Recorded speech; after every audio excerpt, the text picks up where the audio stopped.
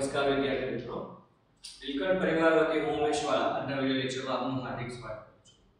વિદ્યાર્થી મિત્રો, આપણે અત્યારે ધોરણ 10 સામાજિક વિજ્ઞાન વિષયનો અભ્યાસ કરીએ છીએ, જેની અંદર આપણે પ્રકરણ નંબર 14 પરિવહન સંદેશા વ્યવહાર અને વ્યાપાર આ ચેપ્ટરનો અભ્યાસ કરી રહ્યા છીએ.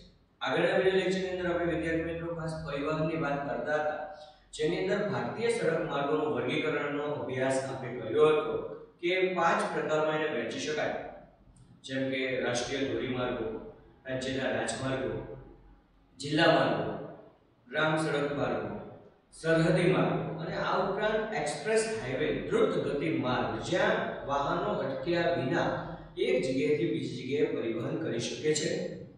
તો પરિવહનનો આપણે અભ્યાસ કરીએ છીએ, એમાં એક સમસ્યા છે કે આ જે સડક વ્યવસ્થા છે, એ સડક વ્યવસ્થાના કારણે સૌથી મોટી સમસ્યાની વાત કરીએ તો કે ટ્રાફિક સમસ્યા.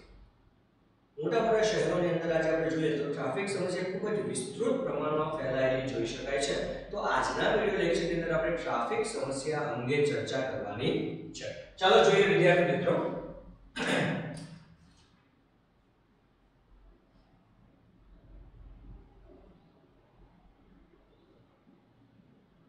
ટ્રાફિક સમસ્યા. વિદ્યાર્થી મિત્રો, ટ્રાફિક સમસ્યાની વાત કરીએ તો કે આજે મોટા શહેરોની અંદર વિશેષ પ્રમાણમાં ટ્રાફિક સમસ્યાઓ જોવા મળે છે, અથવા તો આપણે કહીએ કે વધતી જાય છે. મોટા શહેરોમાં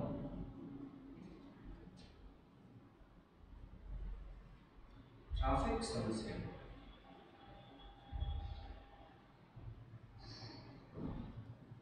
વકરતી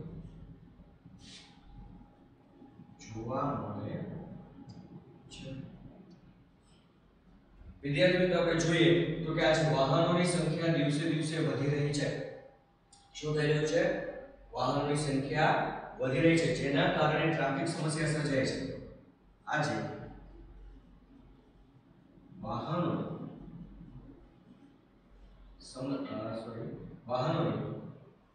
સંખ્યા વધતી જાય છે, જેથી ટ્રાફિક સમસ્યા સર્જાય છે. આજે આપણે જોઈએ તો કે વાહનો છે, દિવસે દિવસે નવા આવી રહ્યા છે, વાહનોની જરૂરિયાત વધી રહી છે, બરાબર ને? તો વાહનોની સંખ્યા વધતી જાય છે, જેના કારણે આપણે એમ કહી શકીએ કે ટ્રાફિક સમસ્યા છે એ ખૂબ જ એક મોટી સમસ્યા સ્વરૂપે આપણી સામે આવે છે. આ ઉપરાંત આપણે વાત કરીએ વધતી વસ્તી અને વાહનોની સંખ્યા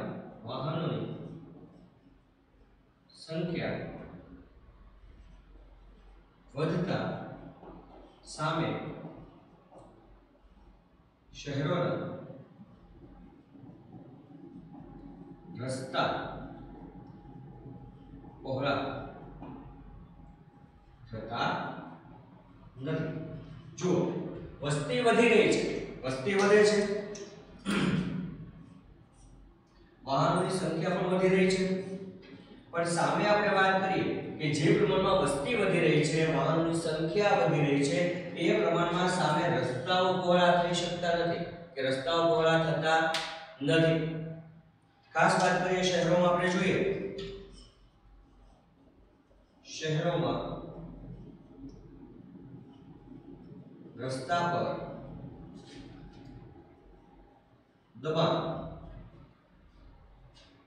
દબાણો એ લીધે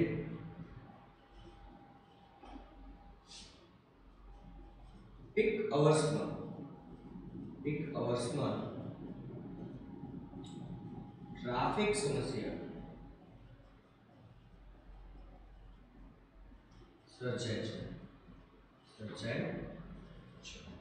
ખાસ વિદ્યાર્થી મિત્રો, શહેરોમાં આપણે જોઈએ તો રસ્તા પર દબાણ એટલે શું વિદ્યાર્થી મિત્રો સમજી લો કે તમે જોયો હશે કે રસ્તો હોય તો રસ્તાની બંને બાજુએ લારી ઊભી હોય, તો અડધો રસ્તો તો લારીઓ રોકીને ઊભી રહી જાય છે. આ પછી આપણે જોઈએ કે દુકાનો હોય, પાન ગલ્લાઓ હોય, ચાની લારીઓ હોય, ફ્રૂટ માર્કેટ હોય, શાક માર્કેટની લારી હોય, તો બંને બાજુએ રસ્તાની આપણે જોઈએ કે આવા કેટલાક લારી છે, ગલ્લા છે, એના કારણે રસ્તો છે અડધો દબાઈ જાય છે. તો રસ્તા ઉપરના દબાણો અને એમાં પણ ખાસ peak hours. What do mean peak hours? Peak hours એટલે શું? તો કે પીક અવર્સ એટલે એવો સમયગાળો, તમે જુઓ છો કે ભાઈ શહેરોની અંદર તમે જોયું હશે કે ભાઈ મોટા ભાગના લોકોને જે કામ પર જવાનો સમય છે એ સમાન હોય. સવારે માની લો કે સવારે 7 વાગ્યાથી 9 વાગ્યા સુધીનો સમય બધાને એકસાથે કામે જવાનું હોય છે. બપોરે વાત કરીએ તો આપણે કે 11 થી 1 કે 2 વાગ્યા સુધીનો સમયગાળો છે, બધા કામેથી ઘરે આવતા હોય જમવા માટે. પાછા આપણે એમ કહીએ કે સાંજના 5 થી જે 8નો સમયગાળો છે, આ સમયે બધા પાછા ઘરે આવતા હોય છે કામ પૂરું કરીને. તો આ જે કલાકો છે, અવર્સ એટલે કે જાણે છે કલાક, પીક આવવા જવાનો સમય.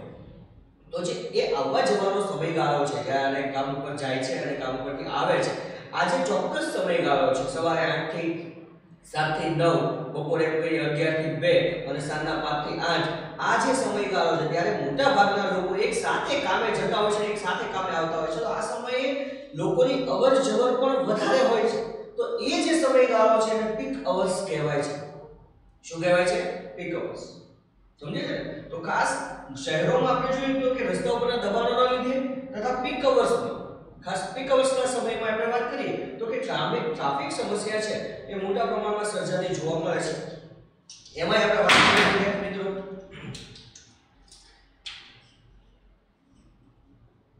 સામાજિક વરઘોડા,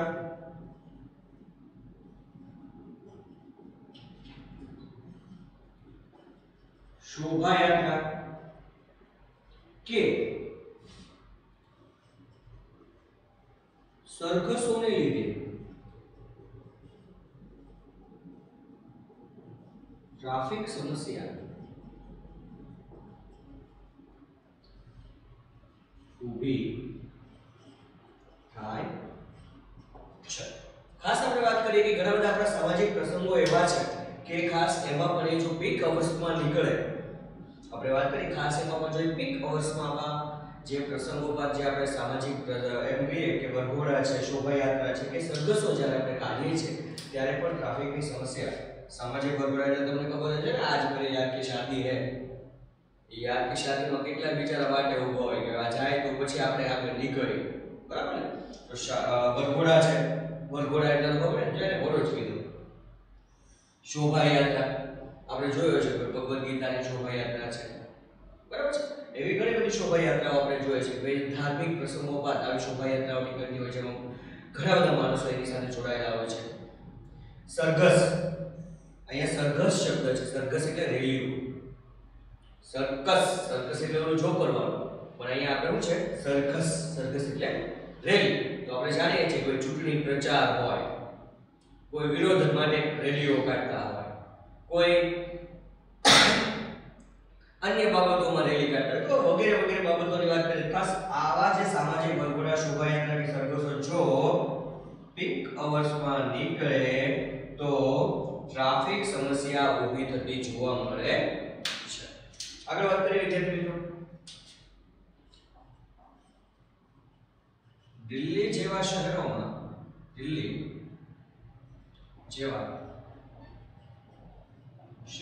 તો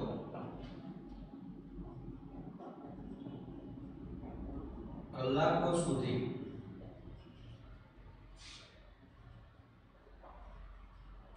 ટ્રાફિક સમસ્યા હલ થતી જ નથી. કે દિલ્હી જેવા શહેર આપણે જાણીએ છીએ કે દિલ્હીની અંદર વસ્તી ગીચતા, તમને વિદ્યાર્થી મિત્રો કહું તો દર ચોરસ કિલોમીટર 11,000 કરતા વધારે વસ્તી ગીચતા છે દિલ્હીમાં, બરાબર ને? ગીચતામાં જોઈએ વસ્તી ગીચતામાં તો સૌથી વધારે વસ્તી ગીચતા દિલ્હીમાં છે.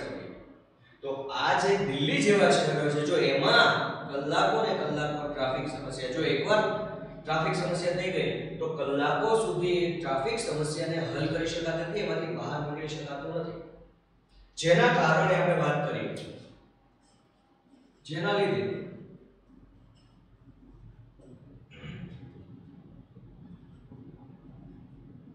કામ પર જતા લોકો,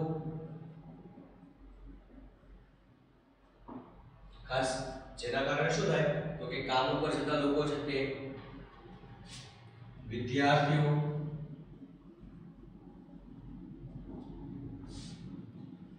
વિમાન કે રેલવે સ્ટેશને જતા મુસાફરો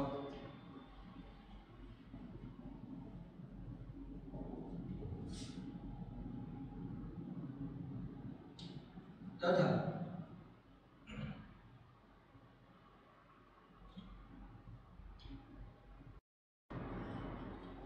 સારવાર માટે જતા વાહનો ને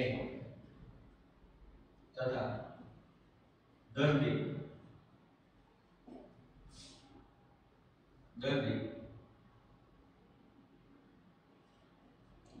સમયસર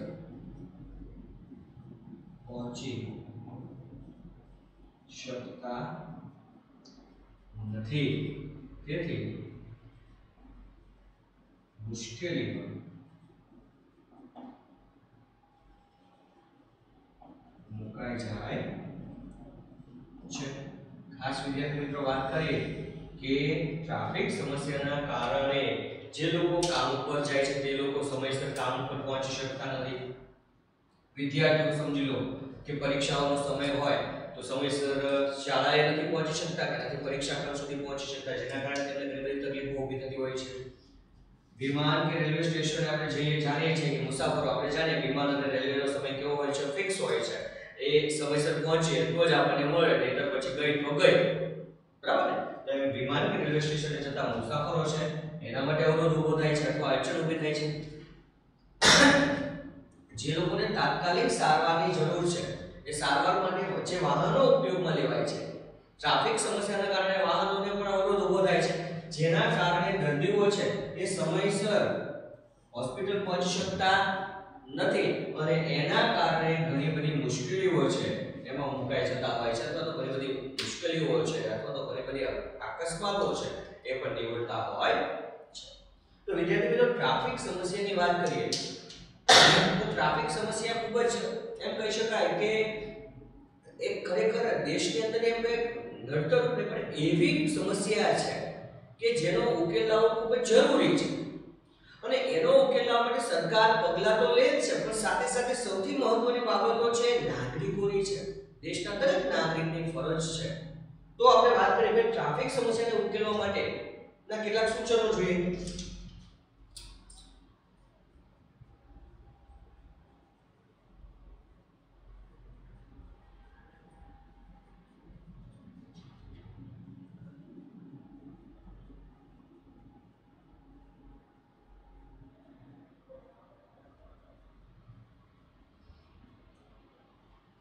ટ્રાફિક સમસ્યા માટે ઉકેલ માટેના કેટલાક સૂચનો આમ તો આપણે નવમામાં ભણી જ ગયા છે વિદ્યાર્થી મિત્રો અને તમને ખ્યાલ જ છે ટ્રાફિક સમસ્યા વિશે।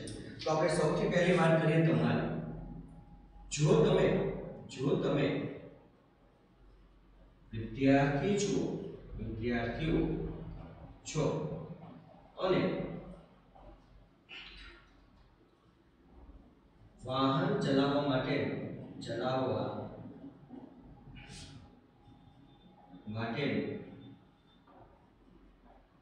લાયસન્સ ધરાવતા ન હોય તો વાહન ચલાવવું નહીં। આ રીતે તમે નોંધપાત્ર ફાળો આપી શકો। જો ખાસ વિદ્યાર્થી મિત્રો તમારા માટે છે કે જો તમે વિદ્યાર્થી છો સાથે સાથે જો તમે લાયસન્સ ધરાવતા ન હો કે તમે વિદ્યાર્થી પણ છો અને લાયસન્સ પણ તમારી પાસે છે નહીં તો ખાસ વાહન ચલાવવું જોઈએ નહીં। આ રીતે તમે ટ્રાફિક સમસ્યાની અંદર તમારો નોંધપાત્ર ફાળો છે આપી શકો છો, બરાબર ને? બીજું તમારા માટે જ કહી દઈએ છીએ નજીકની જગ્યાએ ચાલીને અથવા સાયકલનો ઉપયોગ કરવો. કે ખાસ વિદ્યાર્થી મિત્રો જો એક વસ્તુ તમારા માટે બીજું પણ છે, તમારા માટે નહીં, સર્વ માટે છે, બધા જ નાગરિકો માટે છે કે જો બને તો નજીકની જગ્યાએ જવું હોય તો ચાલીને જવાય ભાઈ. બીજું ચાલી ના જવું તો બને તો સાયકલનો ઉપયોગ કરીએ. બરાબર છે? એનાથી પણ આપણે કોઈ છે ટ્રાફિકની સમસ્યા છે ઘણી બધી અંશે આપણે હલ કરી શકીએ છીએ. આગળ વાત કરીએ વિદ્યાર્થી મિત્રો.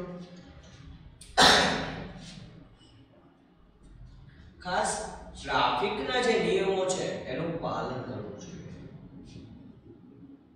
ટ્રાફિકના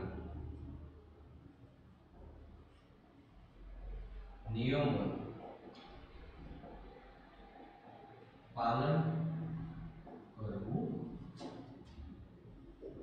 જોઈએ. ખાસ વિદ્યાર્થી મિત્રો તમારી એક બાબત સમજવી છે કે બને ત્યાં સુધી ટ્રાફિકના નિયમોનું શું કરવું જોઈએ? પાલન કરવું જોઈએ.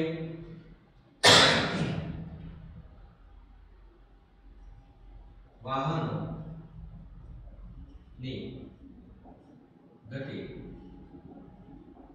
મર્યાદામાં રાખવી જોઈએ. ખાસ વાહનો છે ચલાવતી વખતે આ એક બાબત જોવા જેવી છે કે વાહનોની ગતિ કેવી હોવી જોઈએ? મર્યાદિત હોવી જોઈએ. જે પ્રમાણે નક્કી કરી છે તમે બોર્ડ ઉપર ઘણી જગ્યાએ જોયું હશે તો તમે બોર્ડ માર્યું, આખું રાઉન્ડ કરીને બોર્ડ માર્યું તમને લખ્યું 40 80. આવું તમે જોયું છે કે જોયું? આ શું છે? તો એ તમને ગતિ મર્યાદા બતાવે છે કે ભાઈ તમારું વાહન કેટલી ગતિમાં હોવું જોઈએ. ખાસ તો ગતિમાં રાખવું જોઈએ. આગળ વાત કરીએ વિદ્યાર્થી મિત્રો. શાળા કે હોસ્પિટલ જેવી જગ્યાએ હોર્ન ન વગાડવું જોઈએ. શાળા કે હોસ્પિટલ જેવા સ્થળો જે ખૂબ જ શાંત સ્થળો છે ત્યાં ખરેખર હોર્ન વગાડવો જોઈએ નહીં, હોર્નનો ઉપયોગ કરવો જોઈએ નહીં. એટલે કે બિનજરૂરી હોર્ન વગાડી ઘોંઘાટ કરવો જોઈએ નહીં. આપણે જાણીએ છીએ કે ધ્વનિ પ્રદૂષણ, આપણે જ્યારે પર્યાવરણ ઔદ્યોગિક પ્રદૂષણ અને પર્યાવરણ અતિક્રમણની વાત કરી ત્યારે આપણે વાત કરી હતી વિદ્યાર્થી મિત્રો કે એક સમસ્યા એક પ્રદૂષણ છે. કયું? નોઇઝ પોલ્યુશન, ધ્વનિ પ્રદૂષણ, અવાજનું પ્રદૂષણ. તો ખાસ હોર્ન વગાડી બિનજરૂરી ઘોંઘાટ ન કરવો જોઈએ. અવાજનું પ્રદૂષણ ફેલાવવું જોઈએ નહીં. એના પછી આપણે વાત કરીએ બિનજરૂરી ઓવરટેક કરવો જોઈએ નહીં. બને ત્યાં સુધી વાહનની જરૂર ન હોય, તમારે જરૂર નથી કે આગળ નીકળી જવાની, તો બિનજરૂરી ઓવરટેક ના કરવો જોઈએ. આપણે આપણા વાહન જે નિર્ધારિત લેનમાં ચાલે છે નિર્ધારિત લેનમાં ચલાવવું જોઈએ. આના પરથી આપણે બીજું પણ જોવું જોઈએ કે બે વાહનો વચ્ચે ચોક્કસ અંતર રાખવું જોઈએ. આપણે ઘણી વખત શું કરીએ વિદ્યાર્થી મિત્રો?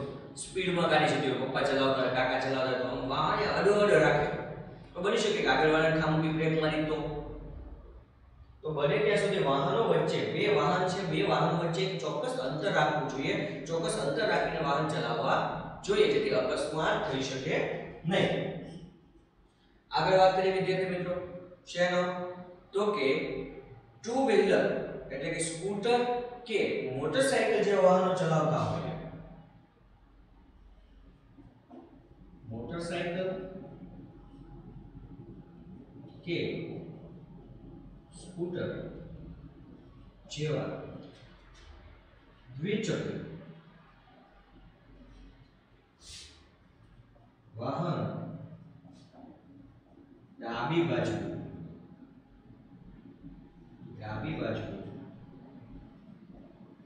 ચલાવવા જોઈએ। ખાસ બને ત્યાં સુધી દ્વિચક્રી વાહનો છે, મોટરસાયકલ છે, સ્કૂટર છે, બરાબર, એને ડાબી બાજુએ ચલાવવા। શા માટે? કે જેથી મોટા જે વાહનો છે, ભારવાહક વાહનો છે, એ તમારી જમણી બાજુએથી સરળતાથી પસાર થઈ શકે।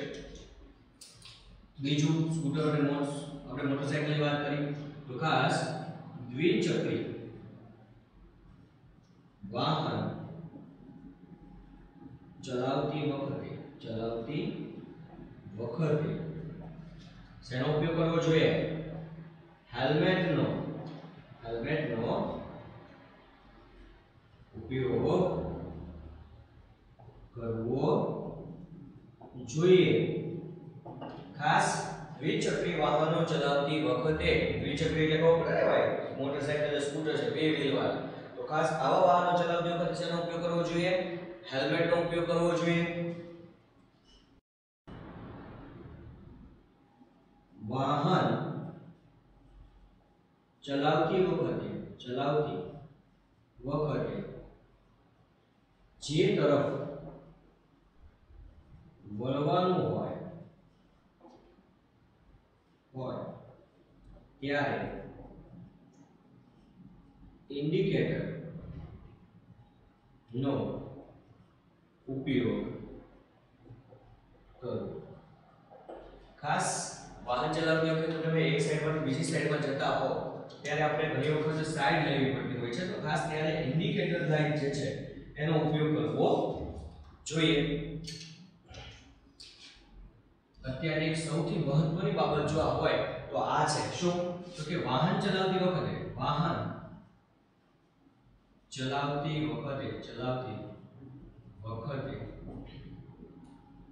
મોબાઈલ ફોનનો ઉપયોગ ન કરો। જો જરૂરી હોય તો બાજુમાં વાહન ઊભું રાખી મોબાઈલ પર વાત કરવી। આજે આપણે જોઈએ ઘણા બધા લોકો છે એ ચાલુ વાહને આપણે એમ કહીએ કે મોબાઈલ પર વાત કરતા હોઈએ છે, તેના કારણે શું થાય કે ભાઈ આગળ ઘણી વખત ધ્યાન રહેતું નથી અને ઘણી વખત અકસ્માત સર્જાતો હોય છે। તો બને ત્યાં સુધી વાહન ચલાવતી વખતે મોબાઈલ ઉપર વાત કરવી જોઈએ નહીં। બહુ જરૂરી લાગે તો વાહનને બાજુમાં ઊભું રાખી દેવું જોઈએ અને પછી મોબાઈલ ઉપર વાત કરી લેવી જોઈએ, બરાબર છે? અને આપણે અહીંયા તો કહેવત છે, ચેતતો નર સદા સુખી।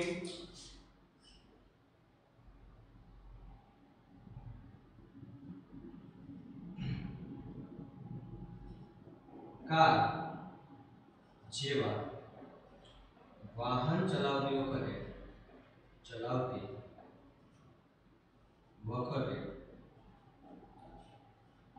સીટ બેલ્ટ નો ઉપયોગ કરો।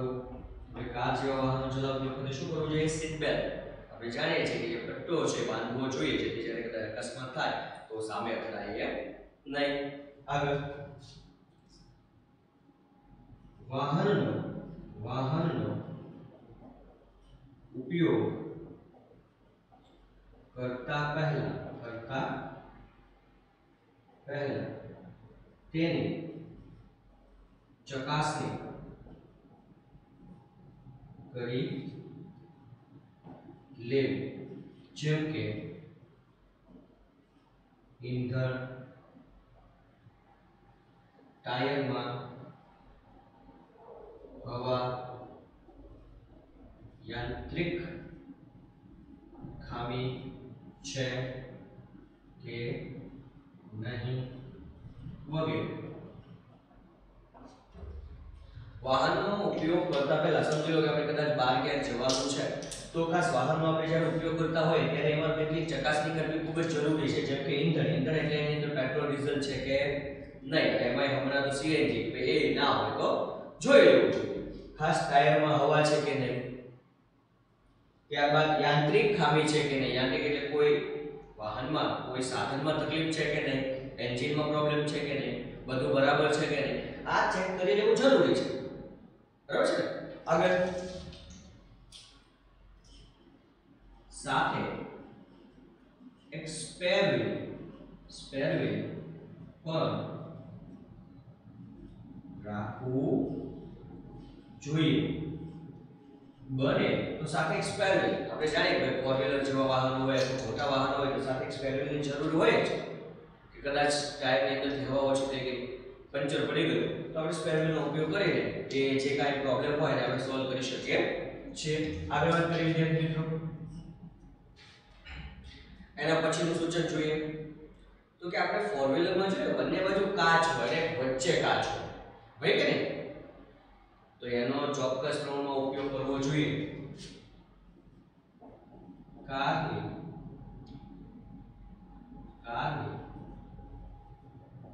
બંને બાજુના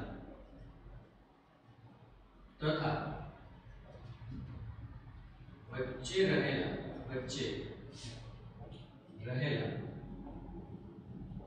અરીસા ઉપયોગ કરવો.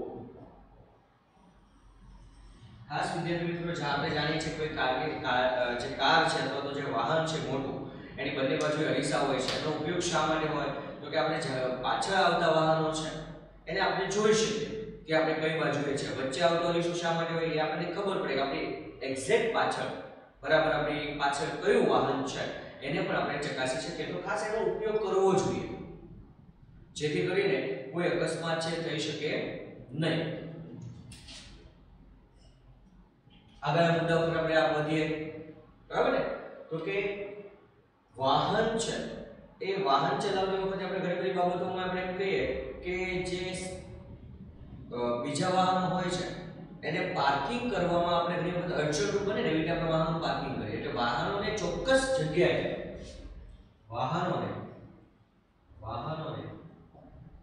ચોક્કસ જગ્યાએ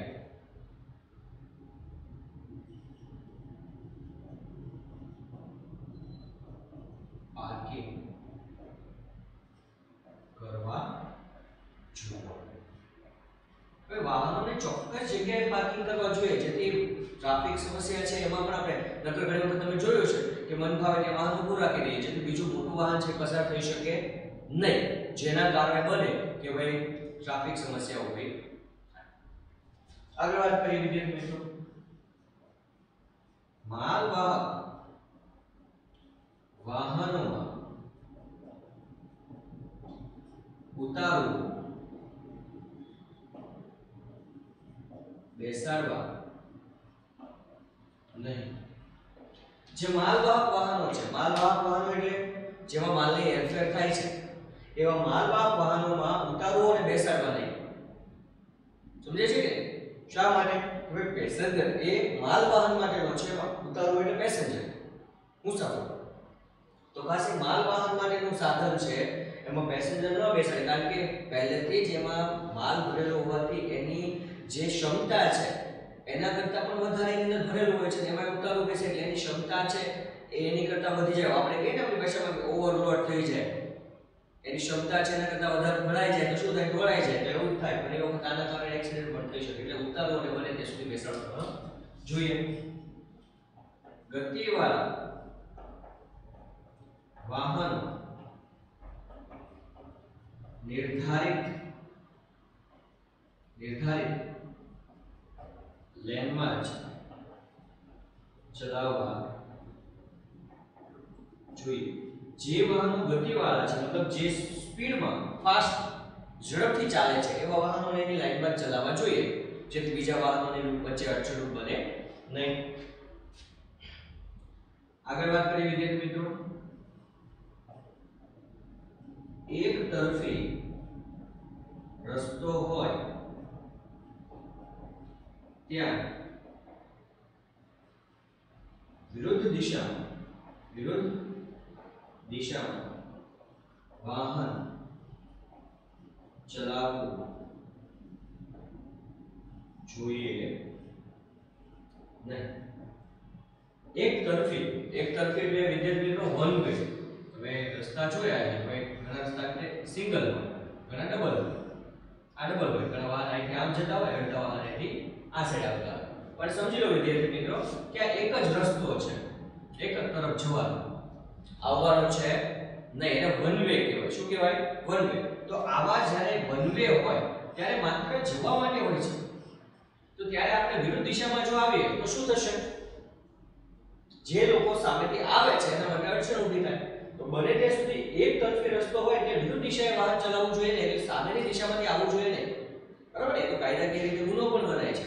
તો બને ત્યાં સુધી આવું જ્યારે વન વે હોય છે ત્યારે બને ત્યાં સુધી સામેથી ના આવવું જોઈએ. જ્યાંથી એનો બીજો રસ્તો હોય ત્યાંથી આપણે પાછું પસાર થવું જોઈએ. અકસ્માત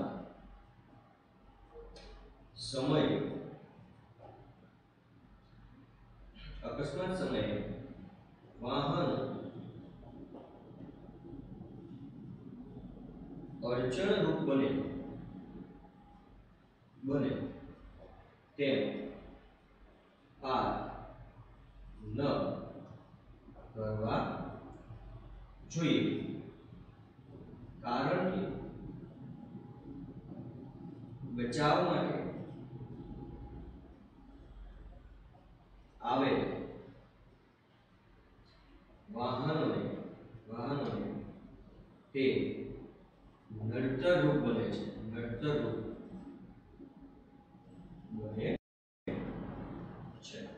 ઘણી વખત બની શકે કે કોઈ જગ્યાએ અકસ્માત થાય તો સૌપ્રથમ એક વસ્તુ યાદ રાખજો વિદ્યાર્થી મિત્રો કે જ્યારે પણ કોઈ જગ્યાએ અકસ્માત થાય તો તમે જાણો છો કે 108 અને 102 છે એમ્બ્યુલન્સનો નંબર છે અને 108 આપણે જાણીએ છીએ કે આકસ્મિક મદદ માટેની નંબર છે. તો બંને નંબરના જે વાહનો છે એટલે તરત જ આપણે અકસ્માત માટે જે વ્યક્તિને વાગ્યું છે તેના માટે આ નંબર ઉપર જાણ કરવી જરૂરી છે. બરાબર ને? અને ત્યારબાદ આપણે વાહન છે મન ફાવે ઘણી વખત શું થાય અકસ્માત હોય તો મન ફાવે તે વાહન પાર્ક કરીને બધા જોવા પડે. જાણે કોઈ મેળો લાગ્યો હોય ને એની જેમ.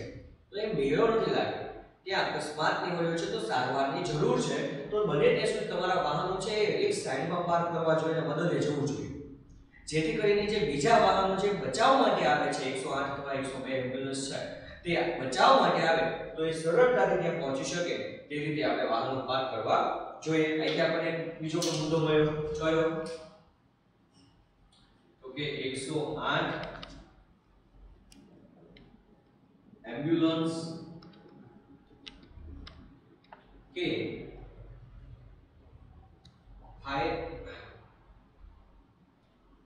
ફાયર બ્રિગેડ જેવા વાહનોને પહેલા જવા દેવા જોઈએ. ખાસ આપણે જાણીએ છીએ કે 108 છે, એમ્બ્યુલન્સ છે, ફાયર બ્રિગેડ છે, આ બધા વાહનો છે તાત્કાલિક મદદ માટે ના હોય છે. તો ખાસ બને તો આવા વાહનોને આપણે શું કહેવાય પહેલા પસાર થઈ જવા દેવા જોઈએ કે જેથી કરીને જે જગ્યાએ જરૂર છે ત્યાં એ તાત્કાલિક પહોંચી શકે. બરાબર?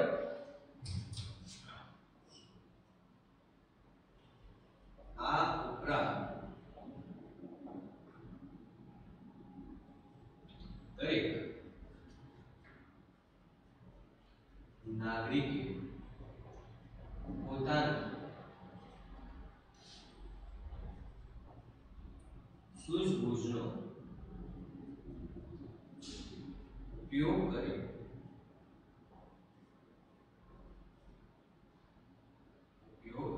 કરી ટ્રાફિક સમસ્યા હલ કરવામાં પોતાનું યોગદાન આપવું જોઈએ. કે આ ઉપરાંત એક બાબત મારા તરફથી દરેક નાગરિક સમજવું છે નાગરિકે પોતાની સૂઝબૂઝનો ઉપયોગ કરીને બને ત્યાં સુધી શું કરવું જોઈએ તો કે જે ટ્રાફિક સમસ્યા છે એને હલ કરવા માટે પોતાની સૂઝબૂઝ વાપરીને બને એ ઉકેલ છે શોધી ટ્રાફિક સમસ્યા ન સર્જાય એ રીતે પ્રયત્ન કરવો જોઈએ. તો વિદ્યાર્થી મિત્રો આજના વિડિયો લેક્ચરની અંદર આપણે દેશની મહત્વની સમસ્યા ટ્રાફિક સમસ્યા અને એ ટ્રાફિક સમસ્યાને ઉકેલવા માટે કેટલાક સૂચનો છે એ આજે આપણે અભ્યાસ કર્યો. ઘણી વખત બોર્ડની અંદર આ પ્રશ્ન પૂછાતો હોય ટ્રાફિક સમસ્યા વિશે કારણ કે આજે વર્તમાન સમયની એક મહત્વની સમસ્યા છે અને મોટાભાગે વર્તમાન સમસ્યાને લગતા પ્રશ્નો છે અવારનવાર બોર્ડની અંદર પૂછાતા હોય છે કે કદાચ તમે જે વિસ્તારમાં રહો છો એ વિસ્તારમાં એક ટ્રાફિક સિગ્નલ છે અને એના ઉપર પીક અવર્સમાં ટ્રાફિક જામ થઈ ગયો છે તો તમે શું કરો.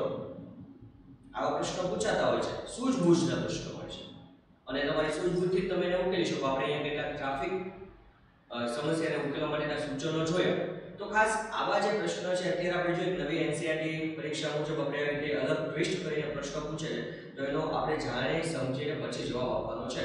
તો આગલા વિડિયો લેક્ચરની અંદર આપણે વાત કરશું વિદ્યાર્થી મિત્રો કે જે પરિવહન છે એમાં આપણે સડક માર્ગોની વાત કરી. આગલા વિડિયો લેક્ચરની અંદર આપણે રેલ માર્ગ છે એની ચર્ચા કરવાના છીએ, જળમાર્ગની પણ ચર્ચા કરવાના છીએ.